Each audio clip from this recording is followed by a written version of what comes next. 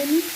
এখানে হচ্ছে এই কুমড়ো ভাজা হয়ে গেছে, আলু টমেটো, এখানে চিংড়ি মাছ ভাজা হচ্ছে, পুঁই শাক দিয়ে চিংড়ি মাছ হবে, এগুলো পুঁই শাকের জন্য কাটা।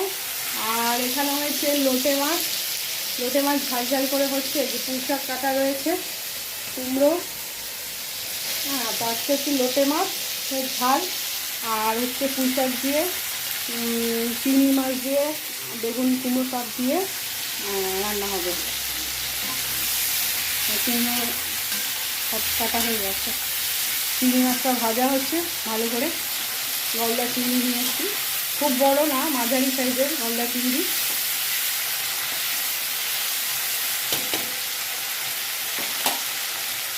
আর লোটে মাছটাকে একদম মাখিয়ে গোটা গোটা করা হচ্ছে, পুরো মাখিয়ে নিয়েছি।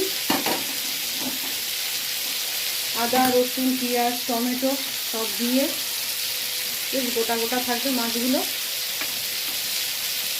এই যাচ্ছে কি জিরেটা বেশি হয়ে গেল? না, সব ঠিকঠাক আছে। মনে হচ্ছে জিরে বেশি হয়ে গেল।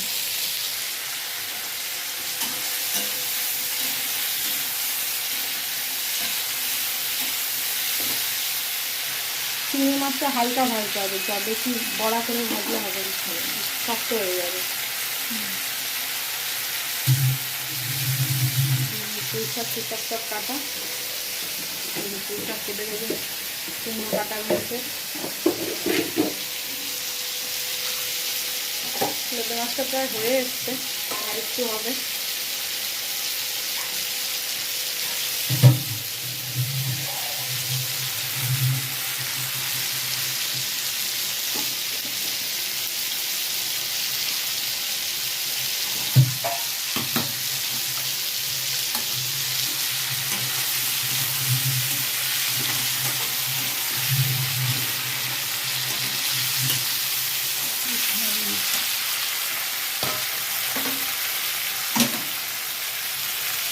চিংড়ি মাছটা হয়ে গেছে ভাজা, এবার নামিয়ে নেবো।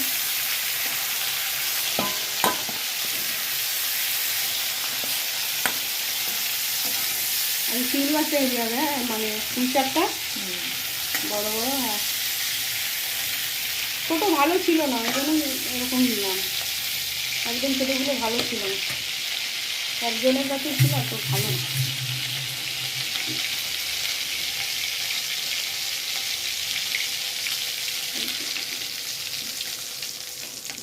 তেল চলে গেল, এবার যাবে পাঁচ ফোড়ন সোমবারে। এবার আলু ছেড়ে দেওয়া হচ্ছে, আলু টমেটো আর পাঁচ ফোড়ন ফোড়ন দেওয়া হয়েছে, আলু টমেটোটা ছেড়ে দেওয়া হলো। আর এখানে তো আগে থেকে বেগুন ভাজাই আছে,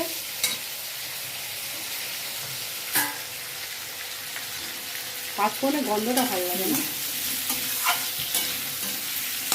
নিতে হবে না।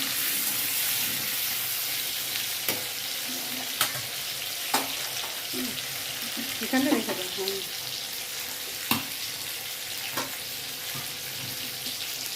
হ্যাঁ, লোটে মাছটা হয়ে এসছে,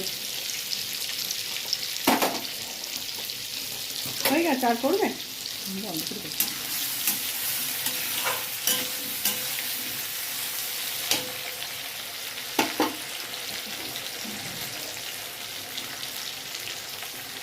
এবার ধনে পাতা একটু দেওয়া হবে লোটে মাছে, মানে আলুটা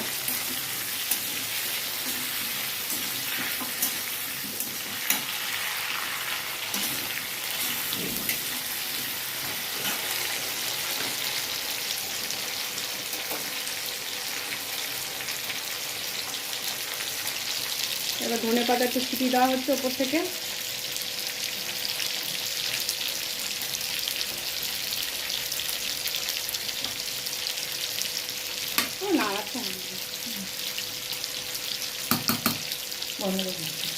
একটু বাড়িয়ে কাটা হবে।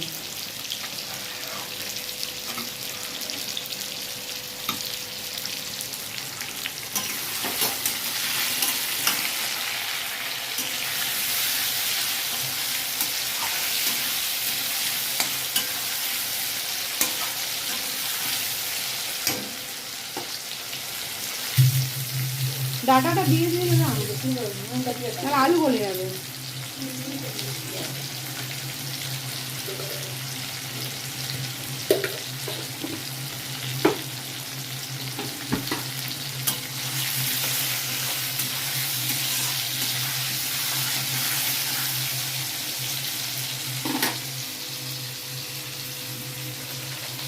এই যে পুঁই শাকটা দিয়ে দেওয়া হচ্ছে।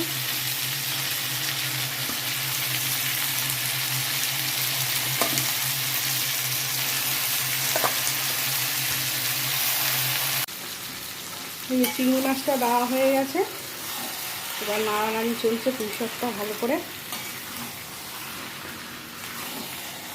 সব চিংড়ি মাছগুলো দিয়েছি।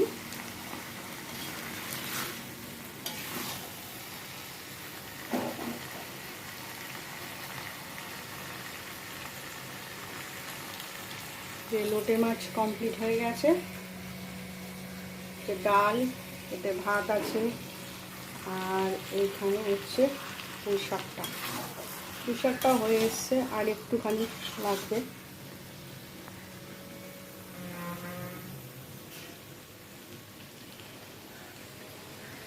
দেখতে থাকুন, তো কমপ্লিট হলে আবার দেখাবো। বন্ধুরা, আমাদের রান্না কমপ্লিট হয়ে গেছে।